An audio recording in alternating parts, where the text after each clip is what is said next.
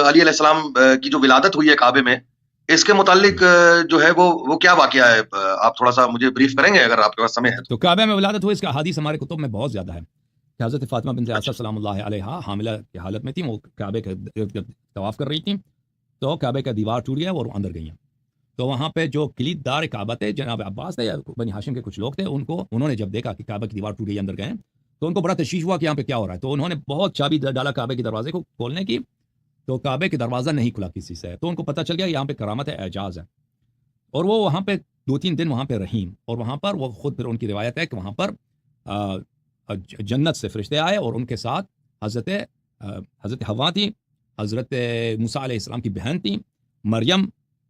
حضرت عیسیٰ علیہ السلام کی والدہ تھی، اور حضرت آسیہ فرعون کی جو ماں ہے، یہ جنتی جو خواتین ان کے ساتھ آئی، انہوں نے کہا کہ آپ ڈریے نہیں، آپ کی ولادت کا وقت ہوا ہے اور ہم یہاں پہ آپ کی خدمت کریں گی،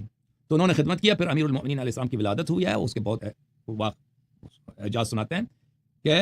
انہوں نے ولادت ہوتی ہے، انہوں نے سجدہ کیا ہے اور شہادتین پڑھی ہے اور اپنی امامت کی شہادت دی ہے، اپنے اولاد طاہرین کی امامت کی شہادت دی ہے۔ پھر ان جنت سے جو خواتین آئی تھیں ان کو امیر المؤمنین علیہ السلام کو کپڑے میں ڈانپا ہے، پھر ان کے حوالے کیا ہے، پھر وہ 2-3 دن کے بعد، اس کی روایات ہمارے کتب میں بہت زیادہ ہیں، ایک دو نہیں ایک ہی ہے،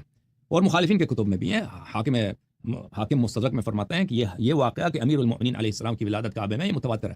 پھر کعبے کا دروازہ کھلا ہے اور وہ باہر آئی ہیں، جب باہر آئی ہیں تو امیر المؤمنین علیہ السلام نے آنکھ نہیں کھولا ہے۔ رسول پاک صلی اللہ علیہ وسلم کی وہ عمر مبارک اس وقت 30 سال تھی۔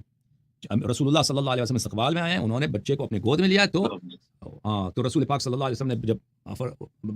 بچے کو اپنے گود میں لیا ہے تو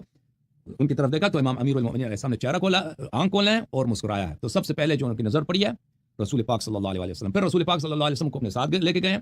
اور جناب فاطمہ بنت اسد سلام اللہ علیہا ماں کی طرح تھی، کیونکہ رسول پاک صلی اللہ علیہ وسلم کی جو اپنی ماں ہے جناب آمنہ بچپن میں وفات ہو گئی تھی، تو ان کی پرورش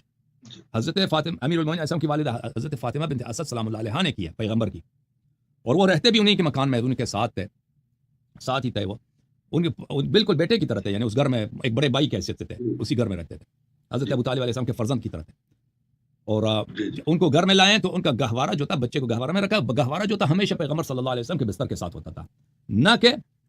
حضرت فاطمہ بنت اسد کے ساتھ ہو، تو وہ ہی ہلاتے تھے گہوارے کو، کھانے کا وقت ہوتا تھا تو کھانا پیغمبر صلی اللہ علیہ وسلم دیتے تھے۔ ہمارے روایات میں ہے کہ پیغمبر صلی اللہ علیہ وسلم اپنی انگوٹھی مبارک امیر المؤمنین علیہ السلام کے دہن میں رکھتے تھے اور اسی کو چوستے تھے، اسی سے ان کا طعام ہوتا تھا، اعجاز کے طور پر، کرامت کے طور پر، تو وہ اسی سے پلے بڑھے، اور پھر جب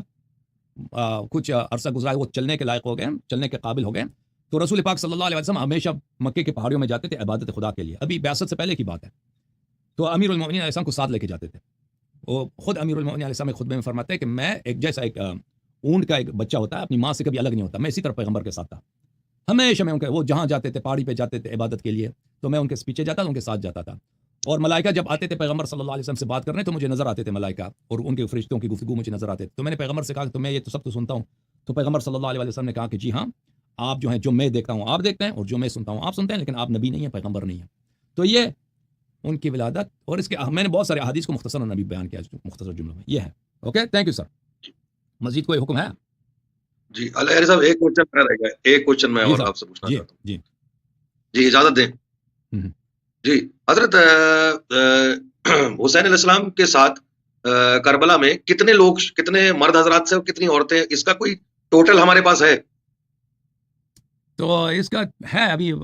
یعنی 70-80 کے قریب مرد تھے ان کے ساتھ، پھر خواتین تھیں، ابھی نمبر مجھے اس سے فل نمبر ابھی حضرت